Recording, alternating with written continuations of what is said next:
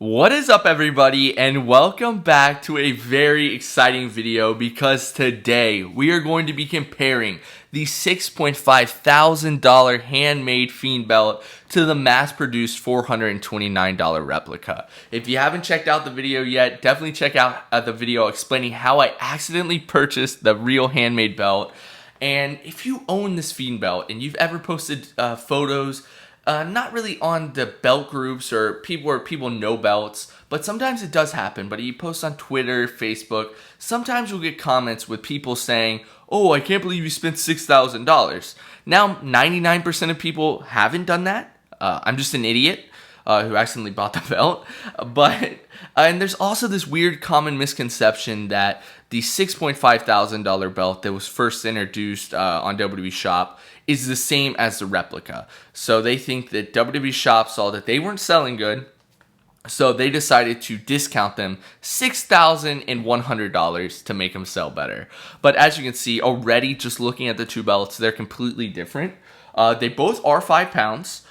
This belt on the left, the handmade one, does have a real leather strap on the back. It's made of latex, while the replica is on a synthetic leather strap made of latex. But let's first look at the belt bags. So the replica belt, let me pull the belt bag out here, is in your standard WWE Shop belt bag. So, I mean, it's a custom belt bag. It's got like the stripes on it, the Fiend's face, Bray Wyatt. Really cool. It's one of the better WWE Shop belt bags. It's like a burlap sack material, which they kind of do when they do like real intricate jobs like that. While the handmade Fiend belt does come with a beautiful drawstring velvet bag. Super nice, super nice. Another thing that you can really tell when you first look at it is the eyes. Now let me pull these a little bit closer. First off, we're going to take a look at the real Fiend belt's eyes, and you can just see how bright and vibrant they are, and you can see that they have a depth to them. So you can see the whites, the reds, the yellow, and then you can see the black. But if you look at it from the angle, or from a side angle, you can see that it kind of looks liquidy, like a real eye. And man, if you look at this thing, anywhere you go, you can see that it really follows you. And later on, we're going to take a look at them laying down flat, and you're really going to see it then. Then we have the regular replica belt, and you can see that the detailing is definitely not there. They all looks like one flat painted on thing, something you'd see at like a cheap Halloween mask. But don't get me wrong, I really do like this replica belt. They did what they could, and they made it look really good compared to the real belt. I was so excited when this came out, and I think I bought it like the day it was available. But you can see it's all one piece. You can't really tell a difference. Another big thing about these belts is the black here. You can see the black along the eyes and down here. It's super detailed, super vibrant. It's like a glossy color. Compare that to the replica belt, and you can see it's definitely not as detailed. There's no real gloss to it or anything, but it's still okay. Other than that, let's look at the teeth. So the teeth, you can see they poke out really far. This belt, the real belt, is substantially bigger than the replica. If you can tell already, like that mask is pulled a little bit more to the sides on this one. It's a little more stretched out compared to this one. But you can see the teeth are much bigger. They're way more detailed around the gums and stuff. It doesn't look like all one piece like on the replica. As you can see here, the gums are pretty much painted the same color as the teeth. Also, the mouth, you can put like your finger up in its mouth, and you can see there's detailing inside of it as well. If you compare that to the replica, there's no detailing at all. It's just black.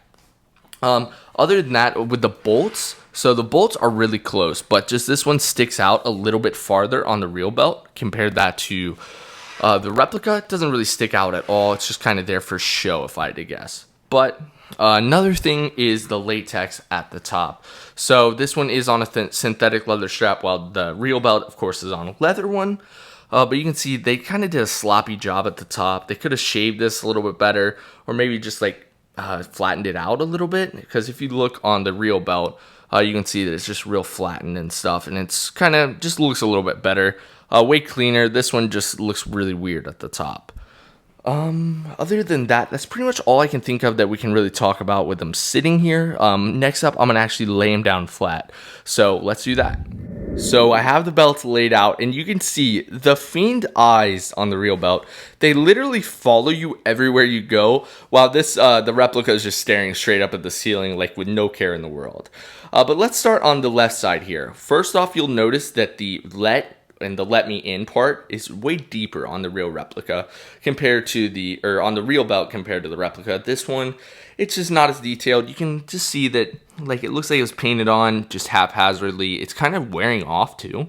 I believe that's like meant to be like that. But you can see that on the real one, not the case. But it does have some paint on the actual Velcro, and that's real paint. You can see on the real belt that not all the little straps are painted. On the replica, all of them are like painted red, kind of red blackish. Going over to the straps, they're both pretty similar. I mean, you really can't tell a difference. Same font, same everything. Wouldn't be surprised just feeling them. Okay, so this is definitely real leather compared to this. This is just like, I don't even know how to really say.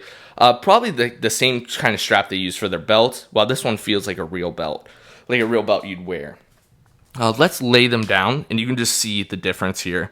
It's crazy. This chin protrudes barely at all, while this chin pretty much protrudes bigger than the entire belt. Same with the nose there. Super, super cool. It's a really cool way to look at them. On this side, pretty much the same thing. It does kind of look like that the veins on the actual replica belt might be a little bit more defined than on the real belt, though. Then on this side, pretty much the same thing. And then like the belt loops.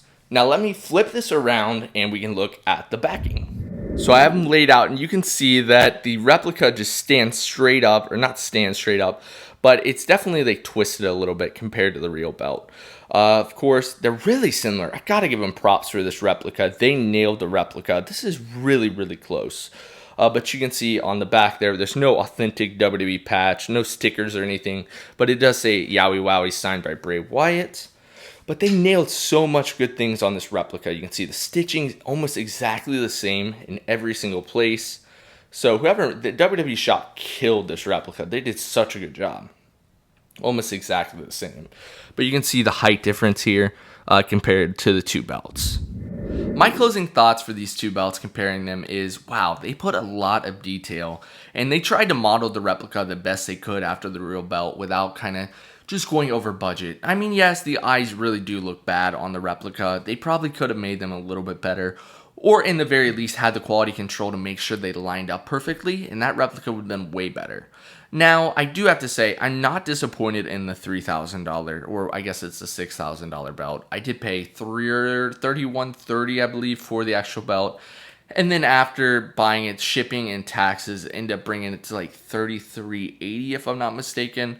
But I'm thankful I'm in a place where I can afford that. But don't get me wrong, I said this in the video where I explained how I accidentally bought the belt. It really did hurt buying it and kind of putting my credit card information in. But I'm happy with it. Now, after like doing all these videos, I still really haven't decided how I want to display the real belt. I am going to be selling my replica to a friend of mine. He's been after that belt for like a year or two now, and he finally got his wish. He wanted it so bad, and I just happened to buy the real belt, so pretty cool. I know he's going to be happy. But I'm thinking it definitely doesn't belong in a detail. I feel like it's going to not really let you really kind of admire the belt how you should. I'm thinking of getting a custom shadow box made, or maybe making my own, shadow box, but I'm definitely open to suggestions. So let me know in the comments below, how should I display the real Fiend belt? But I do thank you guys for watching, and I'll see you guys next time. Bye-bye.